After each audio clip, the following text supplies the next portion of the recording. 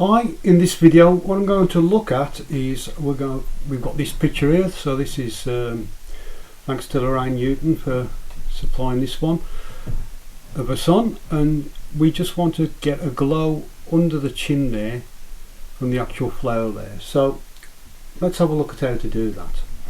First of all, we go to our layers, and remember that anything on the right hand side here, these symbols, if you don't know what you're looking for, go to window on the menu and you will see all those different things there on the list, so in alphabetical order. So if you click on layers, you will now see the layers, and obviously you can also access that. If you can see that symbol there, you can do it that way as well. So if any time I say click on something on the right and you can't actually see it, or it's not on your bar, access it from the Windows menu bar. Okay, so first of all, first thing we always do when editing a picture is to right click on the image and duplicate the layer.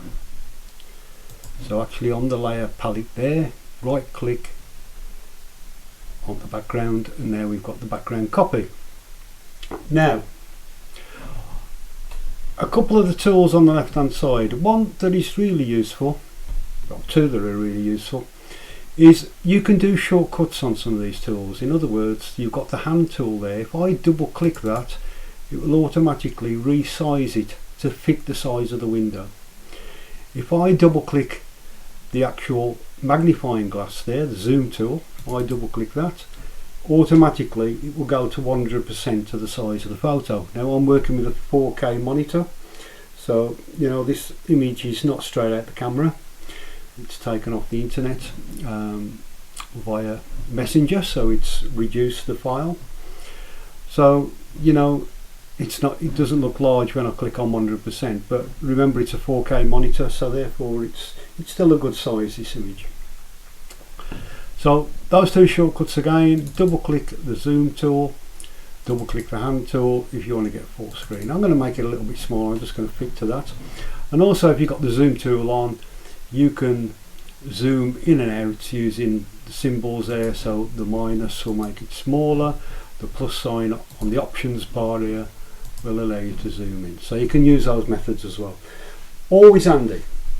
Something else, if you zoomed in really high, so if we go into this size, if you hold down the space bar on your keyboard, you then get the hand tool appear. Can you see when I press it down, you'll see it appear, and that means I can move it around to where I want to get to, and then when I let go, it returns back to whichever tool you're using. Now that's for any tool, not just the zoom tool. So if you're doing anything and you need to move the screen around, maybe we're making a selection, and you can hold down the space bar and you can move it along and carry on making your selection or whatever. So the space bar, really handy. I'm going to double click on that tool again. Okay. So first of all, what we want to do is to get this reflection basically of the flower, the colour of the flower under the chin there. So first of all, we need to select the colour of this flower. Now to do that, we have got on our tool palette, at the bottom of our tool palette, we've got the colour picker boxes. The black one at the moment, which is on the top, is our foreground colour. So if I'd done anything, it would appear in black. And the background colour, so if I was delete anything, use a delete tool on a background layer, it wouldn't make it white basically. So that's the actual background colour. So it's the foreground colour that's the important one. So if I click on that, this comes up and I can move it around. And if I want the exact colour of that flower, if I put my mouse on the flower and click on an area, so wherever I click, you'll see that colour will appear as the new colour. So something like that. And I click on OK. So that's giving me the colour of the flower. And now all I do is on my layers palette, so again I'm going over to this side of the screen, and at the bottom of the layers palette you've got these symbols at the bottom, all do different things. You've got delete and whatever. I want a brand new blank layer, one that's got nothing on, and that one is the plus symbol there. So if I click on a plus, you will now see I've got layer 1. You can name a layer as well, so sometimes that helps, so you know what's on there. So I'm just going to show you how to do that. If I double click on layer 1 there, you can see it allows me to type. So I'll call this flower reflect. Could put reflection, but that's enough for me. I'll press enter then when I've typed it in, and always check that you're actually on the right layer, because if I was to do something on this layer, I'm destroying this layer. I want to be on this top layer, so make sure that's the one that's selected. Then we get the brush tool. So going down your tools on the left hand side, you will see your brush tool, which is this one. If you've got a symbol where you've got a little triangle at the bottom and you can't see the tool, if you hold that down, you will see the other tools available on that area. So if that was the case, if you couldn't see it, you could click that, hold down the mouse, and then you can select the right tool. I wouldn't have had to do that in that case because it was already on. So now we have got a brush and we have got a layer. Now if we look at the options bar, so whatever tool you click on, you've got options for. This will do different things. You've got the opacity. Now I could reduce the opacity, but I'm not going to in this case. You've got the flow and you've got the smoothing, which is at 10%. The smoothing allows you to draw straight lines, and that's great if you want to draw straight lines, but if you take that up high, it will restrict your movement of the brush and it can appear quite slow. So 10% is fine, that's not going to affect it too much. So I'm going to go beneath the chin, and basically all I'm going to do is just paint in this reflection. Okay, you say that looks a bit tacky, and it does, but we've got various things we can do now. If we look at the layer, layers have all got different modes that you can change. So these are the layer modes, the layer screen modes. So if I click there, at the moment on normal, if I put my mouse on these different ones, you will see, looking under the chin, that they have different effects. All different ones. Now, two that are commonly used is overlay and soft line. I'm going to go to overlay because that's almost there what I want. That allows me to see the skin pores coming through the colour there.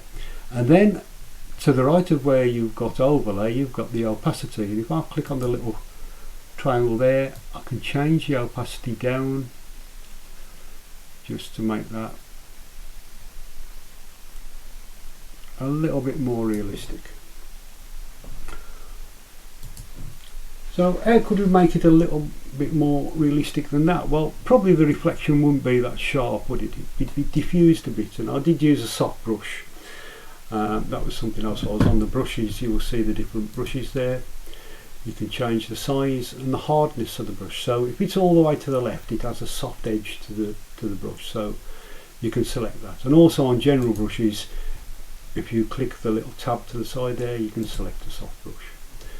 So that's from this location, clicking where you've got the size of the brush to the right of that, you will have those settings and be able to select all the different brushes there. So we want a soft round brush when we've painted it. Okay, it is now painted, so we don't need that. But we're going to go now to the filters. So I'm going to go to filter, and what I want to do with this is just blur it a little bit more. So I'm going to go to blur, and we're going to use Gaussian blur or Gaussian blur, whichever way you want to say it. And I'll click on that. I'm going to drag this out the way. Now by using this slider for the radius, you can see I can blur that a little bit. I think that looks a little bit more realistic, so I'm going to click OK on that. And if you go back to your layer, you've still got the opacity on that, so if you want it a bit stronger, you can take it up a little bit. And if it wasn't in the right place, you can click the move tool. So if we look on the left hand side, these are all the tools. If I click on the move tool there, that will then allow me to move that. And also if I struggle with the mouse, I can also use the keyboard. So the arrow keys on the keyboard, if I tap those one at a time, just little clicks, I can get that exactly where I want it, which sometimes is hard to do with the mouse. Sometimes it's handy to have on the options bar if you're using the move tool. So all tools have different options. If we show the transform controls, so by clicking that we get this bounding box, That allows you then to resize that, so you could make it bigger or smaller. So, and then you would click the tick over on the top there, and that then says, yeah, that's what I want, and it applies the effect. Once you've completed and you've got the effect, I may just take the opacity down just a little bit on that, just a touch. Then we need to remove all these layers back down to a single layer to save it. So I'll just right click on any of the layers. I'm going to go on the top one and say flatten image, and flatten image means it flattens all those layers. I can't edit them now, they're all gone down to one layer, and that now allows me to save that then and update it, because you don't want to overwrite the file, you want to give it a different name. So you go to File, Save As, and put it in the location that you want.